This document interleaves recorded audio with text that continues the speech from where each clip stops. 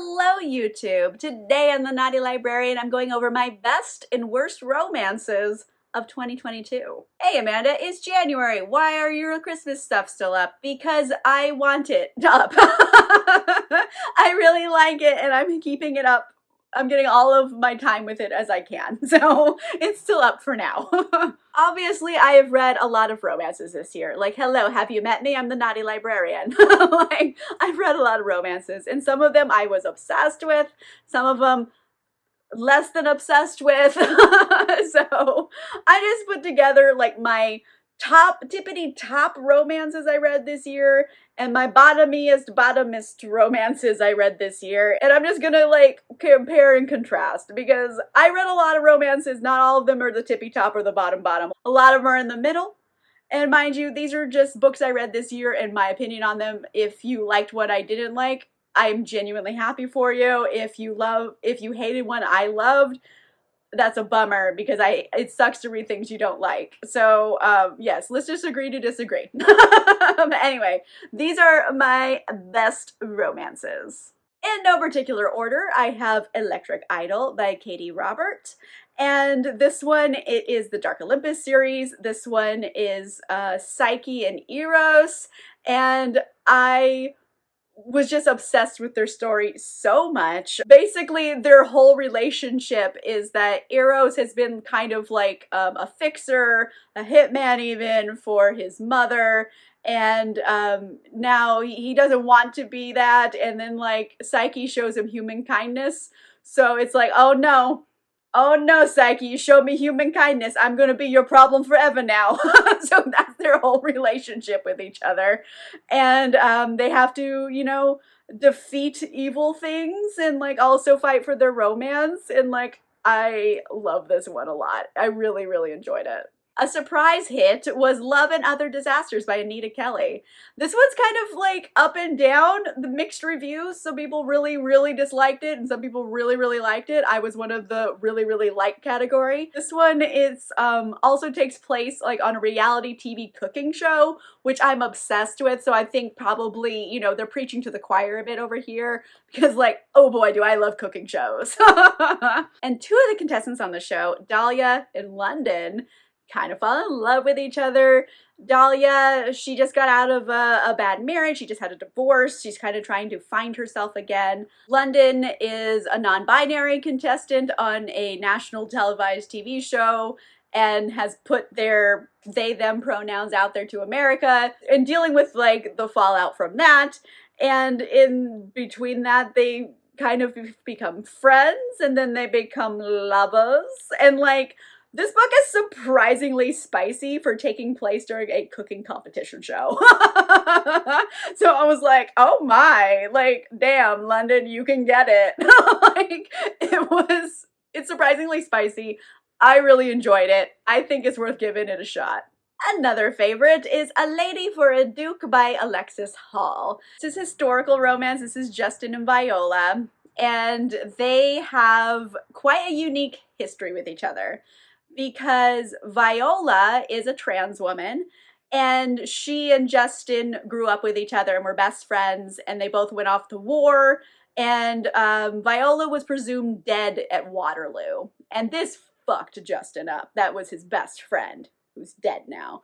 So Justin never really recovered after the death of his friend, and then he goes and meets with like his friend's family and he meets Viola and he's like really digging Viola. Eventually, he does figure out that Viola was his friend, and the problem with that isn't the fact that Viola is a trans woman.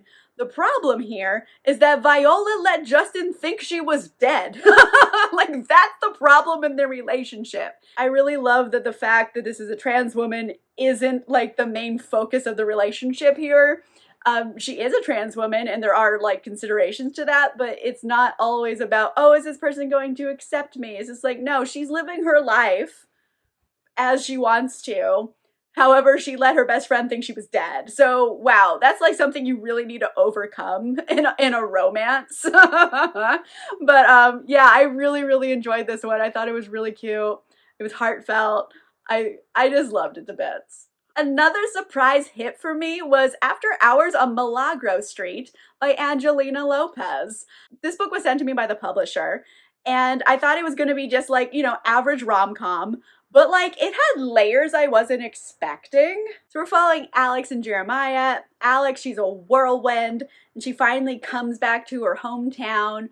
Her family's bar has always been there. Her family is a Latin family from this small like Midwestern area, and they have this bar. And Alex gets fired from her flashy job at a different bar in like Chicago, comes back to her hometown. I'm gonna take over the bar, just decides this. However, there's a lot of shit going on with this bar. Like, they have the racist gentrifiers trying to just buy out the land, bulldoze it, turn it into condos probably. All of that business. And then Jeremiah's there, and he's like enormous and also bookish, and he wants to help save the bar because he lives above it in the apartment, and her whole family has adopted him. And Alex is like, who the fuck is this? So they have a lot of tension right away, but also they bang immediately. Like, there is chapter 1 banging in this. Like, that is rare. And I'm gonna tell you right now, oh boy, chapter 1 already officially smutty, so it's a good time. Also, I wasn't expecting there to be a ghost. There's also a ghost story in this that I was really into, and there's a treasure hunt. So you have the whole like modern contemporary romance with like dealing with gentrification and racism and all of that, and also ghosts and treasure hunts. So like, oh my gosh, you sprinkled national treasure on top. I'm obsessed. So yeah, surprise hit. Really enjoyed this one. My last favorite romance of 2022 was Heartbreaker by Sarah McLean. And this was continuing on the Hell's Bells series. Oh boy, do I love this series intensely. It's basically a group of women who are kind of like misfits in society, sticking it to evil men. Love that for them. This one in particular, we're following Adelaide. She kind of grew up on the wrong side of the tracks. Her father's like a criminal mastermind, like a crime lord. And she grew up and she escaped that, and now she's been living in society kind of under false papers a bit. But she's also a really, really good thief, and she's part of the Hell's Bells trying to take down evil men. And then you have Henry, he's the Duke of Claiborne. They get thrown into each other's paths several times, but the main reason they're thrown into each other's path this time is because Henry's brother and this girl that she's trying to protect run off to elope. So they have to like get on the road and chase them down. A lot of forced proximity, small carriages that they're in together. And I'm like really obsessed with a lot of that, and then she's so feisty, and I love this series. I'm gonna read everything in it. Like the second I can order anything in the series, I'm pre-ordering the shit out of it. Love it to bits. All right, everybody, let's switch gears. We're changing over to my least favorite romances of 2022. By the way, that doesn't make them bad books. It just means I didn't personally like them. So in no particular order, I have How to Marry Keanu Reeves in 30 Days by K.M. Jackson. Now, okay, here's the thing. Like, this is the second book I've read by this author, and I DNF'd the first book, and I wanted to DNF this book for the same reason. So like, I'm pretty sure it's just this author's writing style and my reading style aren't compatible. So the main part that I really didn't like about this was like our heroine Lou. She is nearly 40 years old, and then she hears that Keanu Reeves is gonna get married, so she literally drops everything to drive across the country looking for Keanu Reeves to try to stop his wedding. She's nearly 40 years old. What the fuck? And her poor long-term friend, True, who's been low-key in love with her for a long time, and she's never given him any time of day for this. She's actually kind of a shitty friend.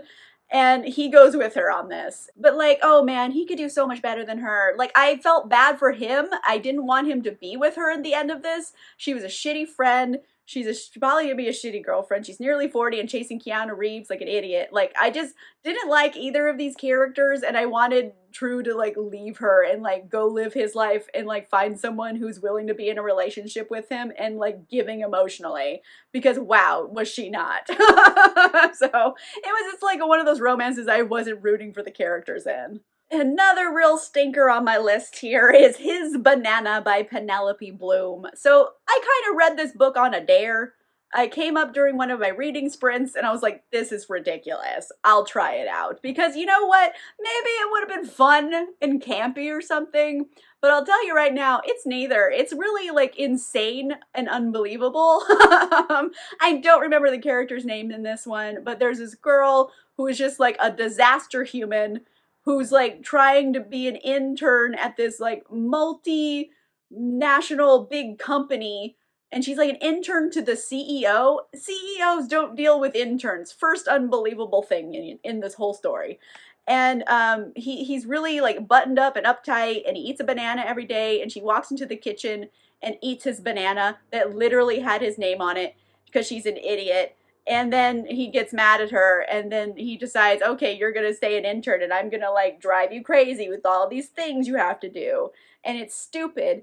And the amount of like sex talk that happens in this office is alarming, and like, oh my gosh, how have they not been sued like every day? Like, how is this company still in practice? Like, just like how they're speaking to each other, mind you, like the CEO, and I think it's like a co-CEO situation. Is like he has a brother and they both run things together, and the brother's over there trying to get her to bang him, and he's like, hey, like my brother, like, like you should wear shorter skirts, he likes that. And it's like, how have you not been sued every day? It's just like the alarming sexual harassment talk in the workplace. Like, I know it's fictional, but like it made me uncomfortable.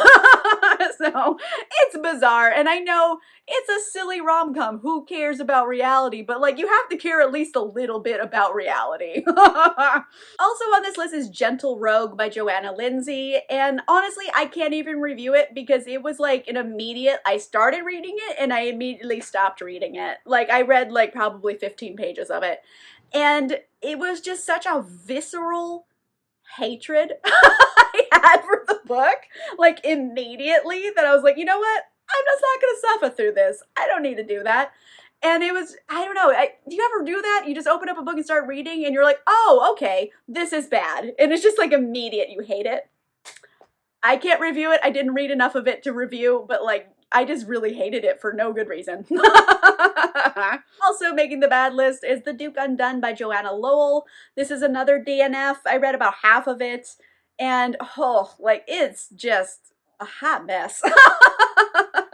So basic story here, there's this art student named Lucy, and then one day she's in an alley and she sees a naked man passed out.